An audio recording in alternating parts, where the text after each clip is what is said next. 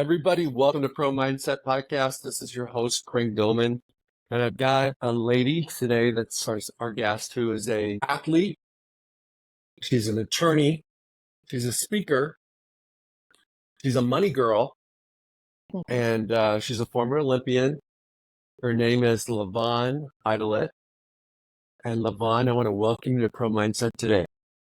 Thank you so much. I'm excited to be here. Okay, so we were just talking real quick off air that you participated in the 2012 Olympics as a 100-meter hurdler for the U.S., and then you competed for 10 years as a pro. Yes. Okay. So my question to you is, where is the transferability between the characteristics, the skill set, the discipline that you had to have as an athlete, elite athlete, that also applies and is relatable to people and how they handle their money? Okay.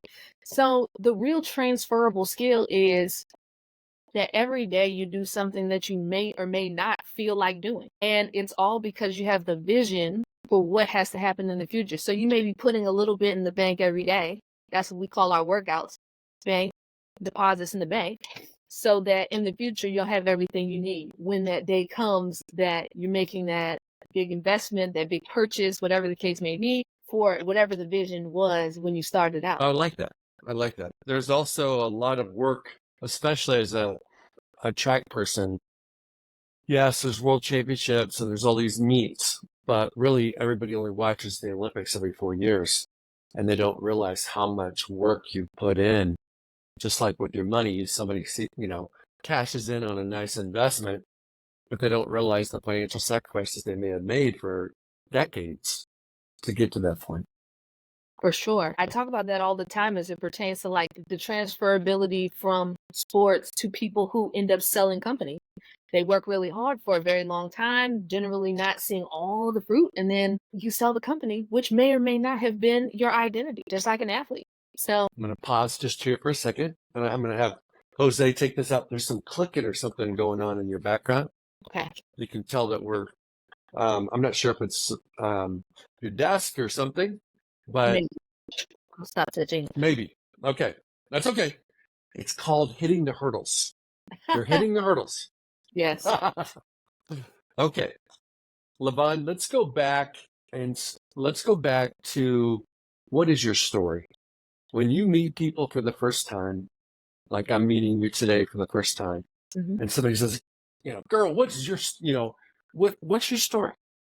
Generally, I'll say I happen to be a person who is an SEC attorney who went to the Olympics, who helps people with their wealth strategy in terms of privacy, asset protection, philanthropy, and where to put the money once you make it. But I grew up the child of a person who works all the time. So he is a real estate developer, and my mother owned salons. So they were always at work. And I sort of got the grooming to become an entrepreneur very young. I didn't appreciate it at the time. And I grew up in a very competitive environment where, like, my parents never said I couldn't do something. They would always say, okay, well, how are you going to do it? And so it created the problem solving and the information seeking person that I became in the future. But I also always want to win. But I actually hate losing more than I like winning. The great ones hate losing way more than they like winning. Yeah. Yes. Okay, so let's talk about money. I just have a couple questions I want to ask you. When you talk about like professional athletes or business owners and entrepreneurs that are coming into some money, whether they make it year to year or whether they sold a business, what is the number one thing that they have to do that they don't know? There's a lot of things they know. Okay. What is the invisible strategy, or what is the blind spot? Where are they going to get blindsided if they are not aware of this? What is this? This is that there is no magic button and that you need to learn to fail forward. So you have to let yourself be a novice again at something. And that is the process of figuring out what your next thing is and who you need to be to become it. So everybody comes to me looking for strategy and tactics and all of that. And I'm just like, everything works actually. Almost all types of investments work well if you have the right jockeys and all of that. But what do you care about? And like, what can you see yourself being so intrigued about that you get more information than the average person so that you can have that unfair advantage? Okay. So to me, then it's more about who you are, your identity, and perhaps your passion than it is about your products that you invest in. Exactly. I like that. Okay, so let's talk about real estate. Let's say for example, someone's listening to this and they're like, man, I got some side cash. I want to do some investments in real estate. There are so many different ways you can invest in real estate. What is your general perspective on how people should dip their toes into real estate if they are a novice, they haven't been doing it, and they're passionate about it, they like it, and they want to do it? So my number one advice is to get in the water. So you can't read books into swimming. You have to swim your way into swimming. But the way is whatever kind of asset class you're interested in, go and find out who's doing that well in your area. And then you come and add value to them and then ask to be a party to their next transaction so that you can learn en route, but with somebody who really knows what they're doing, but who also has skin in the game so that they're not just giving you blanket advice and, from the sidelines that they don't have to live with. Yes. So it's very difficult to, going back to being an athlete, to listen to a coach that's never done it. You got a coach that never did track, never ran the hurdles, and they're trying to tell you how to count your steps between hurdles and whatever else you got to do in hurdles, and they've never done it, and you're like, I'm going to figure it out myself. Because at the end of the day, once you become elite at something, whether that's business or sports, you realize what it takes, and it's like just doing the work. So it's hard to take advice from people who haven't had to do the work. Makes sense.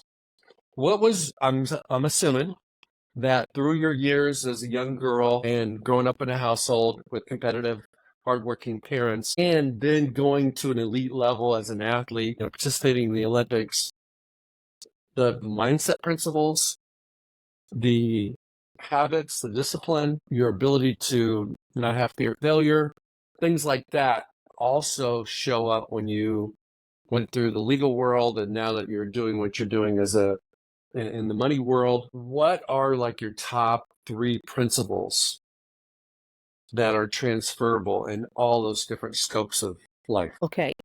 So number one is that discipline transcends everything. So just show up, just do what's required every day. It doesn't matter how you feel, no one cares. Number two is that belief is more important than anything.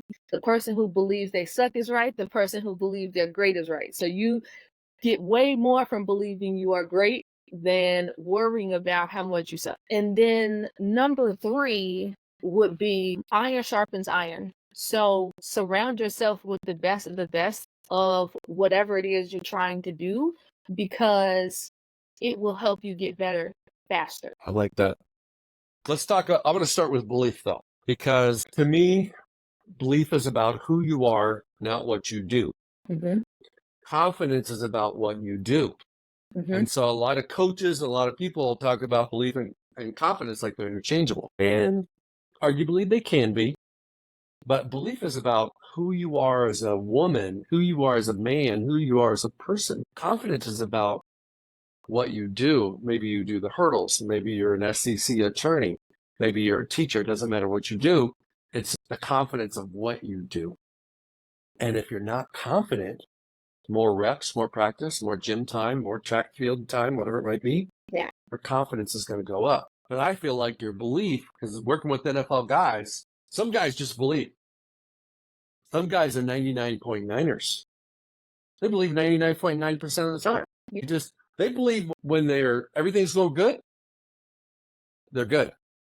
But man, when it gets in a tight spot, lots of pressure, roster spots on the line, games on the line, whatever it might be, that's when that 1% shows up. What are your thoughts about belief and confidence, and how does that resonate in your career and in your sports career? Yeah, I think that belief is remembering even when your back's up against the wall and you're down and you had a bad play and you did all of the things wrong, that you have the ability to figure it out, that you have the ability to get through it, and that you'll be fine. Belief.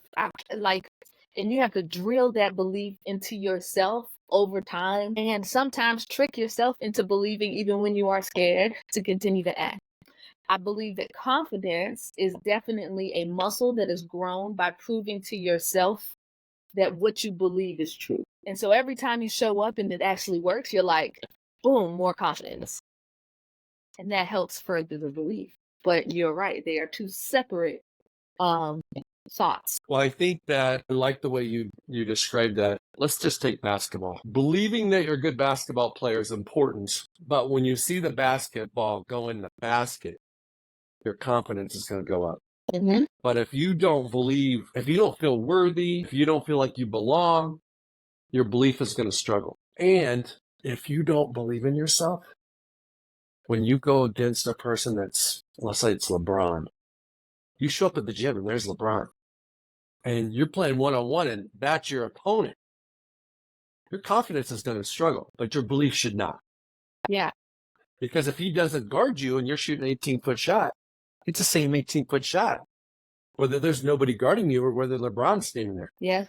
But I really believe that the confidence comes from the knowing you've done the work, that you put up 1,000 18-foot shots, regardless if LeBron or Steph or anybody is in your face, that if you come to the moment, you can do it because you put in the work, the doing. So you think confidence is about earning? It's like earning and putting in the dark work, so to speak, of the reps, the discipline, the deposits that you talked about before. That builds confidence. I believe so. You can't trick yourself into believing that you did the work that you know you didn't do. So then your confidence gets hit whenever something goes wrong. Okay. So how do you reconcile in your mind if you show up for something that you haven't had an opportunity to practice, but you visualized it in your mind 1,000 times, which has happened to people? Mhm. You know, I coached a Olympian for Paris, and he went to the Olympic trials and only worked out one day because he had arthritis. Really? And he usually put in 4 to 6 hours a day, 5 days a week for months. And he didn't tell his opponents. He didn't tell anybody that he wasn't doing the work because he couldn't do the work. Mhm. And he showed up at the Olympic trials because he did do work, but it was different work. It was visualization. And he was the #1 representative for our country through visualization. So how do you is mental work just as valuable as physical work? Yes. So all of it is a portion of what is required. And so when a person has to go through a different type of work because of physical elements, mental elements, whatever the case may be, that's not negating the work. As long as something is being done in preparation, you know that you're doing all that you can do to get the result that you're looking for. Let's go to discipline. It's like a dirty word. Nobody likes discipline. Of course they do. Nobody wants to have discipline. And it's the thing that people throw. Your partner throws it at you. Your coach throws it at you. Your teammates throw it at you. Man, if you just had a little bit more discipline, what does that mean? For me, discipline is really like a superpower because it's only you versus you, and knowing that if you sometimes are foregoing something that you might like. For example, when you're an athlete, you can't eat certain things because you know that you're trying to make your weights, and you know every little thing matters. So having the discipline that says I don't need the chips or the cookies or to go out or have the drink is the superpower that you know that if you apply this to anything, and you show up and do it on a consistent basis that like no one can eat. So it's one of those things that like almost have to I test my discipline on a normal basis just to make sure that I am who I say I am. It also builds your confidence, Yes. builds your skills. I mean, it develops your skills, regardless of what you're doing. So how do you help someone who doesn't have great discipline? Let's say, for example, you're coaching a young girl who's got tremendous talent, and you're in that, she sought you out, and she talked you into coming to the track to teach her how to run the hurdles. But she doesn't have any discipline. She went to sleep over the night before and stayed up all night, and she did, all those type of things.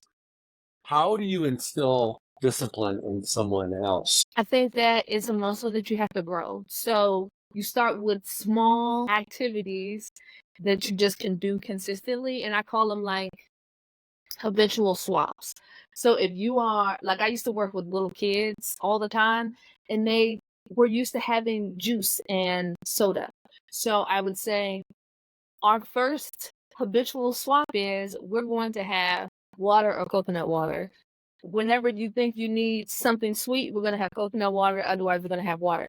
And we're going to mark it down every time. And creating that habitual swap made it easy. And eventually they were like, okay, I don't drink soda anymore.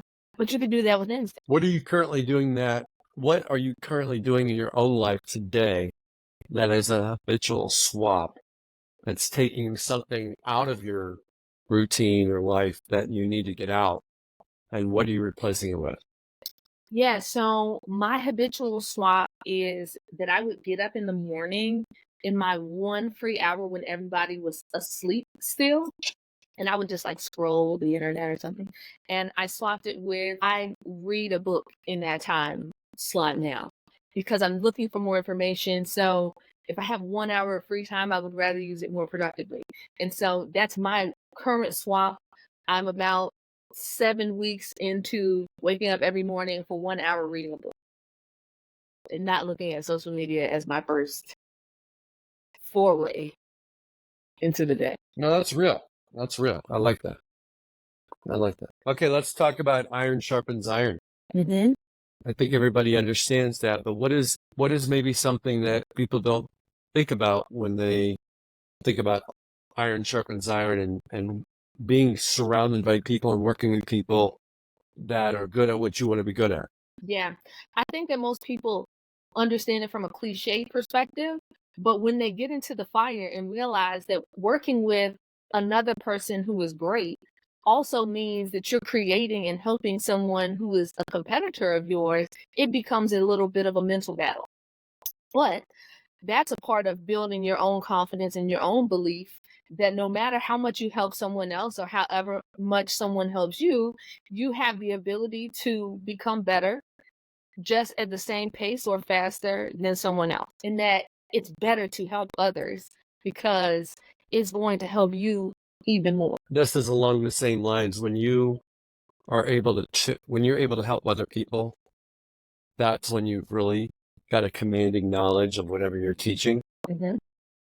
Regardless of whether it's sports or business or finance or whatever it might be.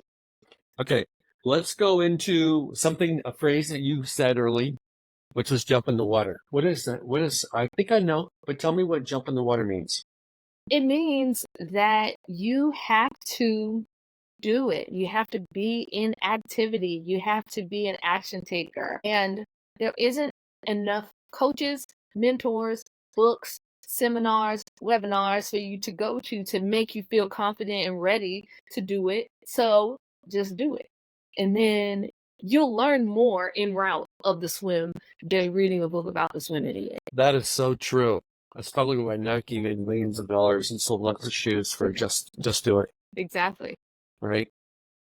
What do you think the reason why? I mean, I've done this in my life. I've done it both ways. I've jumped in head first and knew what I was doing, figured it out on the go. And I've also had situations where I tiptoed around the water and didn't jump in the water and wanted to know everything about the water before I jumped in the water. And maybe I never did jump in the water. What is the psychological barrier that people have that causes them to look everywhere else for the water except in the pool? Hmm. So, a person who I could say had analysis paralysis. So I would read and go, and I needed to know every single thing before I could ever jump out. But with trying things and confidence, you learn that no matter how much you prepare, something is going to happen. So having some knowledge, not just completely blindly jumping into water is just being foolish, but also realizing that you can't know it all in advance of being in the water. So learn a little, jump in the water, keep learning en route and like getting better um is the mindset to adopt, that like you can get better by doing, and you will never know all the unknown unknowns in advance. So being adaptable and building the mindset that you have the ability to figure things out and to be adaptable is the way to avoid just looking around the room acting like you don't see the wall. Okay. So you're a speaker. What is one of your what's your key message point when you speak? The biggest mess. You may have multiple ones, but I want to know. Okay, so number one is that asset protection is not a painkiller. It's a vitamin. What I mean by that is when people are going through something, someone is passing away, someone is getting divorced, that sort of thing, that's when they start thinking, oh man, I need to protect my assets. Or they've already been in an accident or something of that nature. And so I'm mostly speaking about how to take the vitamin, do the preliminary work of setting up your assets in a way that protects you from all of those eventualities so that they will hit you a little lighter and you won't need the painkiller. You got it. And vitamins are like supplements too. Yeah, Why do we take supplements? To prepare ourselves for competition, to prepare ourselves for adversity, to prepare our bodies to get stronger, that can exactly. handle more. And vitamins are the same thing. When you help people with their assets, what is the number, the most frequent mistake they make? And you're just like, oh my God, and these people are smart people. Yeah. They've made a lot of money. What's the Achilles heel, or what's the mistake that a lot of people are making? I'd say there's two. The number one is that you blindly trust people's credentials and or company and or status. So someone that you really know that they're successful and you're going to blindly take their advice or follow something they're doing. I have a lot of very smart people call me and say, Oprah bought a avocado farm. I want to get in the avocado business. I'm like, she's a billionaire. Maybe she doesn't need to make any money. Let's look a little deeper before we just follow people's things. And the second is not paying attention to how things interplay, if that makes sense. So interplay meaning you're looking for the highest return, for example, but it also may come with the most fees, the most risk, some other levels or layers of things that you have not considered. For example, I live in Florida. I don't invest very much or ever in California because I purposefully don't live in California. I don't want to have to pay California taxes on the things. So, but a lot of people will just say, oh, they're getting great returns on this one thing, so I'm going to go there. And then by the time it's all said and done and the taxes are paid and the fees are paid, like you could have made that same return doing something with a lot less risk. So they're not considering all the facts and circumstances surrounding an investment. Yes. And they're looking at gross returns and not net returns. That's right. And no one talks about net returns because that's not as sexy. They're not as big. Yeah. No doubt. Okay. Let's say there's a person out there that just came into some money. Could be an athlete that got a signing bonus. Could be, anybody in any field that just came into some money. What is like, and I'm not talking billions of dollars, I'm talking hundreds of thousands of dollars. Okay. What is like the first thing they should do from your perspective? So for me, we start off by creating 2 lists. One list is the current things you're spending money on. And then your second list is what does your ideal lifestyle cost? And we break it down. What do you want to do? Things you've been doing, all of that kind of stuff, just like goals. And then we look at how much of that capital that you just received can be moved into a place that can create the cash flow to get us to first the number where we currently are because we need to cover our lifestyle, but then how can we continue to build a plan around getting us to our ideal lifestyle in cash flow? Because you can't go broke if you don't spend the first. So, hey, amen. Amen. When people talk about passive income, that's what they're doing. They're spending just the income. Mhm. They're not selling the asset. They're not killing the golden whatever it's called. What if their ideal lifestyle costs or expense levels are way too high? How do you help people reframe, reset, realize that, having a private jet, you really don't need a private jet. How many times do you fly a year? Yeah. Type thing. How do you help people in that situation? So I think most things are just about perspective and having experience then and things like that. And so I work with a lot of young people. So they think they want a Lamborghini or a Ferrari. So I usually have an event where they're able to go and experience the Ferrari or Lamborghini, most of which they will realize they're entirely too big to own it. But you don't know what you desire isn't what you desire until you've experienced it. And then I also am like my parents, which is probably won't ever tell you no, but I will say, how are we going to get there? What is our plan? We're not going to drive ourselves broke to own a jet, but if you live in a major city and you want to fractionally own a jet or own a jet that you can charter out for others so that it'll pay for itself, maybe. But it's about the perspective of how we look at paying for the things that we want and if we actually want them. Because once most people do things, they realize it's not all this, it's fun for the first day. The best boat is Yeah, something. it's really tough. If everybody, yeah, no question. You definitely want to rent a boat, no doubt. Well, I think the other thing that I would say along those lines is that once you start standing out, so let's say, for example, you have a $500,000 vehicle and you show up at the Target parking lot. Yeah. And no other vehicle's like more than 100K. Where are you going to park it? Okay. Some dude with a beat up pickup parks right next to your Lamborghini. You got a problem. Yeah. So it's like, it doesn't even fit. So it's like, that's the thing I tell guys all the time is like, be careful what you wish for because, they're just going to destroy your value. If you get in an accident and somebody's uninsured, you're the one that's going to lose.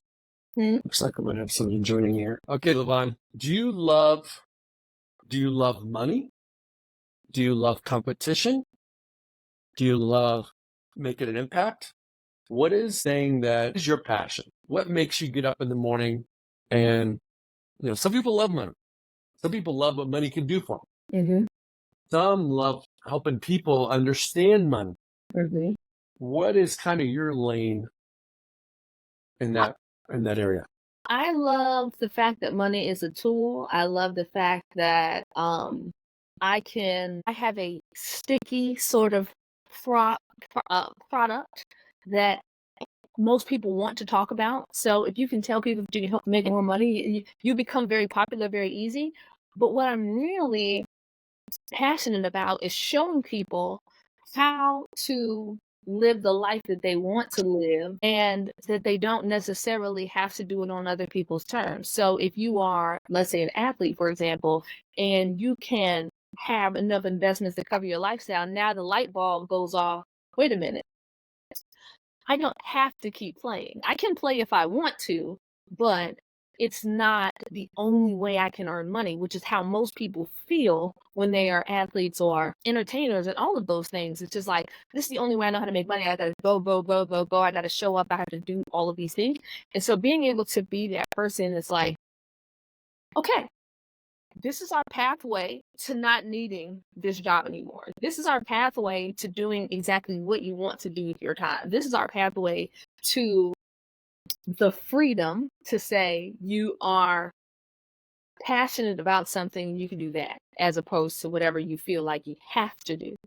I am in the space and the season of teaching people how to feel like they get to do things and that they don't have to do anything. So you are a freedom paver.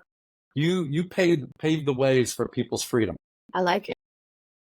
I might gotta take you on Yeah. the road. I gotta steal No, you can steal it. Well, here's what I'm hearing from you, because I'm listening and I'm trying to visualize some things here. Is that everybody does something that creates wealth, but not everybody loves what they do the most. They love doing other things more. Mm-hmm.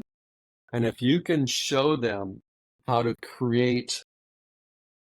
invest, and create a lifestyle utilizing the money they've already made, moving forward, they don't necessarily have to stay doing what they were doing. And that's the clear definition of freedom.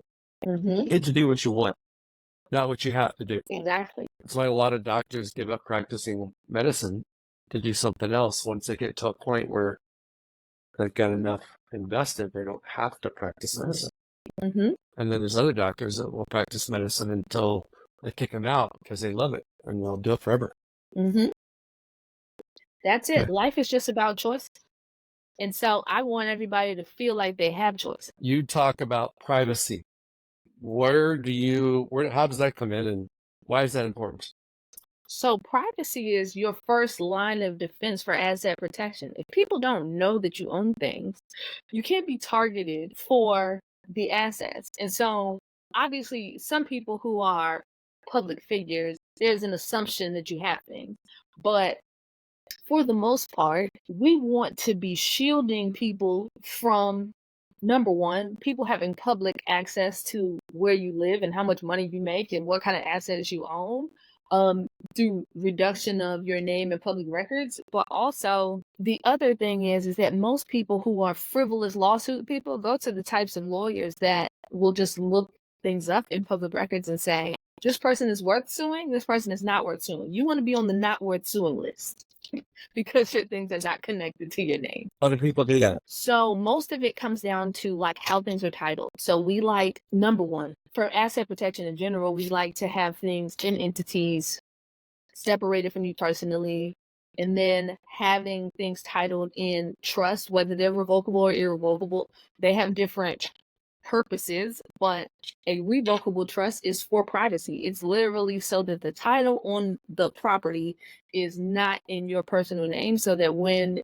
someone looks it up for the public records that most states do have for different things, houses and buildings and businesses, it's not attached to you personally. It's attached to something that's disconnected, not like LaVonne Idlette revocable trust, because people do that. And I'm like, you've literally done the opposite of privacy. You told on your bill. Yeah. Explain for everybody what the difference is between revocable and irrevocable trust.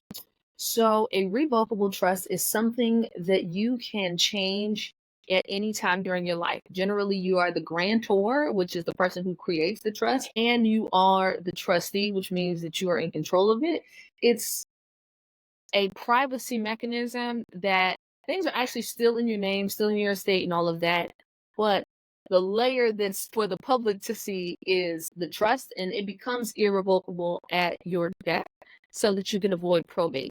So that's why I think that there isn't a case that I'm say that people should not have a revocable trust just to avoid probate, because we don't like going to court and letting people who are not in your family or don't love you make decisions about where your assets go. But the other side is irrevocable, and that is when you are creating a trust, you are moving things out of your estate during your life. There's a gift being made or an exchange being made and moving the assets out of your name. The only caveat is once they're there, they're there. You cannot change it. You can't change who the beneficiaries are. You can't change anything about the document. So, and you will be naming a trustee to be in charge of making sure that the assets that you put over there are good performing and they could be making money for your beneficiaries and things like that. They can even sell them, but you don't have full control over the things once you move it to the irrevocable trust. So that if something were to happen, like a divorce or an accident or something where someone can sue you personally, they can never get the things that are inside of that irrevocable trust. They can get to the assets held in a revocable trust. Yes, because they're still your things. It's just with a different name. Right on. So one of them is substance and one of them is appearance. That's right. Right? Because the irrevocable is substance. It's a substantive change of ownership of the assets. Where the revocable just appears to look different, but it's really the same. Yes. Okay, that's cool. Okay. What, for people that love real estate, they usually don't like the stock market. Okay. What is your perspective? Some people like both. What is your perspective on the best use of your cash, best investment vehicles, and why? Okay. That is so hard. I would say it depends. It I know depends it's tough. on how much money we're talking about, what kind of return you're looking for, what kind of timeline we're talking about. And if I had to say best bets across the board is find a person who's doing something great and co-invest with them. If you are a person who's like, I must own the thing 100% by myself, great. Do that. Find the best manager for that asset though, because it doesn't matter how good an opportunity is if you don't know how to manage it. The management of the thing actually makes all the money. Most people think it is the like, I got a great deal. And I'm like, yes, but even the best deals can be ruined by people who don't know how to manage the asset and things like that. So we always want to be attaching ourselves to the information, the people who can execute the best. And I can't really compare that to the stock market because the stock market moves on market sentiment. So if you are a person who loves stocks and charts and things of that nature, you can do really well in the stock market by following the news because it moves the price of the stock regardless of how the business functions. So a lot of people look for that arbitrage because they are news followers and they're following what Congress is doing and all of that. But for me, that takes real focus as opposed to like, I live in an area. I know this area really well. I know what's coming up. I know what's being built and I know the areas that are up and coming. So it's easier for me to find the arbitrage in real estate because I'm just in the activity and in the know. So you want to go and invest where you are in the know. You have a little bit more information than someone else. That's the unfair advantage. Information is by far the best unfair advantage in the world. That's why Nancy Pelosi is super rich. Good point. Good point. So it's really a game of information and arbitrage and managing it. Or time. If you got plenty of time, and time, you can do a lot of things. But, how much patience does one have? Right. Okay, we're going to bounce around again. Let's go back to sports. As a woman who has gone to London and represented her country in the Olympics, what was your biggest headspace challenge as a competitor and as an athlete on that journey? Because you had to see yourself being an Olympian before you could ever be an Olympian. So at some point in time as a young lady, you had that dream, you had that vision, but there was not just literal hurdles that you had to jump over as a hurdler, but there were mental hurdles that you had to jump over on your way to London. What were those hurdles and how did you jump over them? So the biggest thing about being in sports is realizing that you're never going to feel perfect. So the hurdles that you go through in the training, because track and field is not like football or basketball. So we spend a lot of money in the training, in the rehab, in the chiro, and all of those things before you ever make a dollar, before the season ever starts. And so going through day by day, not feeling great because this is life and your human body cannot really take 5 to 6 days of 4 or 5 hours of pounding without a little niggle, a little pain, a little something. And mentally showing up every day to be as close to 100% in the deposits you're making, because you want your deposits to be full deposits, not partials.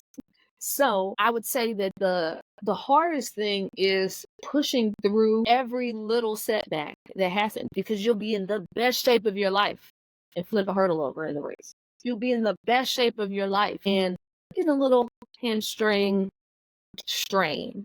And so being able to mentally bounce back, and even like the athlete that you were speaking about training, and you've got to show up to your mental training, you got to show up to your rehab, and just know that belief is going to work out. You just got to keep showing up. And so for me, I was in law school when I went to the Olympics. So I was doing a dual hard thing, but in discipline. 9 to 1, I'm at practice. 1 to 6, I'm in class.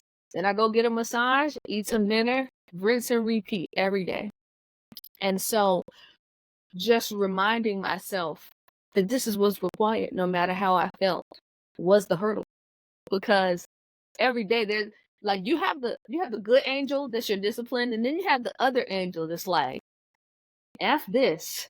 You can go and work on Wall Street. You already have an MBA.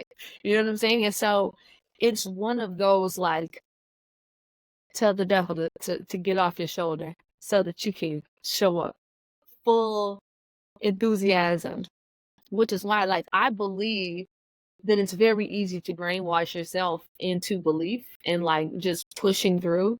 Because for example, I tricked myself into liking to work out in the rain, because I know that everybody else hates working out in the rain. Everybody else hates racing in the rain.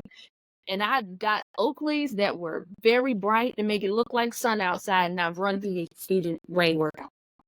No complaints. I'm not even going to stop and acknowledge it. But you have to mentally push yourself to that point. You tricked yourself into thinking that it was sunny when it was rainy. So my question is, how many important races did you go through where it was rainy and you had a competitive advantage because the other girls are thinking, oh my God, I might slip, I might fall, it's cold, it's wet, and you were like, this is what I trained for? Did that ever show up? All the time. And so I got the standard for either a world championship or the Olympics at a race that was in some place in Canada. It was super cold. It was raining. And mind you, I live in Miami. I do not train in the cold. So all I'm thinking is, you got to get warm. Doesn't matter what's going on. And I end up running one of the fastest times in the world and getting the standard for whatever championship was that year. And it just comes down to like, the elements are the elements. But at the end of the day, I'm running the same race. 100 meters, there are 10 hurdles, they are 8.5 meters apart. Okay, so how does that show up in your life today? What are you training for right now? What is the reign that you're training for right now to give you a competitive advantage in business as an SEC attorney and doing what you do? Yeah, so I don't know if I have a reign, but I will say that like age is unforgivable. I may feel fine most of the time, but like my normal, which is I show up. I'm going to be at 2 conferences a month. I'm going to show up to the networking events. I'm going to throw my own events. I'm going to show up online.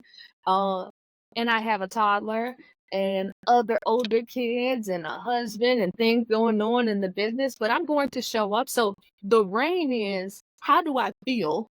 Like, how tired are you? How mentally exhausted are you? How much of your social battery feels like having a conversation, but like pushing through it and being like, it doesn't matter. I'm taking the overnight flight to LA. I'm going to get off the plane and go straight to the event. And I'm going to kill it on stage and make the relationships that I need to make for the clients that I have and for the future clients that I will meet at this event. That's awesome. That's awesome. How many kids do you got? 3. Are any of your children, what ages? 2, 8, and 12. 2, 8, and 12. So the 2-year-old, they're still trying to figure out. With 8 and 12, they're already showing their personalities, their passions, their intentions, things like that. What have you been able to share as a mom Mm-hmm. and pass on to your 8 and 12-year-old, and probably your 2-year-old as well, that is going to pay dividends for them when they aspire to be an attorney or they aspire to be an athlete or something else? Yeah, that the only things that you can control are your controllables, which are how you show up, being consistent, and the attitude that you have when you arrive. So I focus on that 100%. So even like I may not be a stickler for necessarily what the grade is per se, but I'm gonna say, did you give full effort? Did you do all of the work that was required for the class and preparing for the class or preparing for the test? And if you can answer that affirmatively, then I'm not gonna give you any slack. But if you know that you didn't do those things and you weren't consistent and you didn't show up with a good attitude, then you have a problem. And so I focus on those things because you can only control your controllables. You don't know what's going to be on the test. You don't know if it's going to be a trick question. You don't know if you're going to win the race or the match because the 8-year-old plays tennis and the 12-year-old does competitive competitive cheerleading. And you don't know what you're going to get from anybody else, but you can only control you. So did you do everything? So you are getting them to focus on the input Mm-hmm. and not on the outcome. Yes. Because the outcome, there's just adversity and surprises and competition and different things that pop up that you have no control over. But you can control your input and how you show up, how prepared you were, how much effort you put into whatever exercise it is, whatever event it is. That's really important. How do you feel about as a mom allowing your kids to have small failures? I want them to have them as often as possible because you don't learn very much from perfection and you almost create a bad ego when all you do is win. So I like to see okay, this happened. Okay, so tell me how you're going to get over it. How are we going to fix it? What is going to be the process? And I don't want to participate in the process. I want you to figure it out on your own. Yeah, that's the thing I see from parenting is not wanting your kids to fail. And it really handicaps your children. Because like if you know, hey, the kids just ran out to school, maybe they rode their bikes to school, jumped on a bus, or whatever the case may be, and their homework is sitting on the kitchen table. They love to kitchen table. I would say 95% of parents are going to drive that homework to school to make sure their little Johnny doesn't get penalized for not doing the homework when he really did the homework. Thoughts on that? What would you do? So for me, it is you have to do it and you have to turn it in. Those are both a part of the assignment for you. I don't want to participate in your process. I'm not in school with you. And so I'm not bringing the homework. You will have to take the 0 or the penalty or whatever the case may be. You better explain your case. I'm not showing up to the school to argue for your lack of paying attention, because if it was something that mattered to you, you would have made sure those headphones was in that backpack. You would have made sure that tennis ball was in that backpack. So for me, everything is about teaching them to be more conscious of what's important, because I can't save you from everything. You forgot your t-shirt that you were supposed to have. You're going to get a bad grade. Sorry to hear that. Why'd you call me? I'm not coming. Okay, Mom. You're my mom. I'm in high school, and I call you real quick, and I say, hey, I left my homework on the kitchen table. Can you picture text it to me? Because I can print it out at the library and turn it in on time. What are you doing? I'm being resourceful now. I think that actually might get me to do it, only because that is a solution. more That so is a than they solution. do something for me. So I might do the picture text so that you can print it Okay. and do it. I'm not driving and I'm not going to making excuses for you to the teacher. I got you. I Yep. got you. LaVonne, I want to thank you very much for being on Pro Mindset. Is there anything you would like to add today? No, I appreciate you having me. I thought it was a great conversation, and I hope that we added some value to people who are building their pro mindset. Absolutely. Well, everybody, the book is out, Pro Mindset. If you want to get it, you got to go to craigdelman.com and pick up your copy. And I want to thank you for joining me today, LaVonne. I want to thank you for your perspective. You've had an interesting journey. I can tell you're an awesome mom. And I want to thank everybody for listening today. Thank you so much for having me. You're welcome. Hey, it's Craig Dillman, the host of Pro Mindset Podcast. I want to thank you for listening or watching today's show.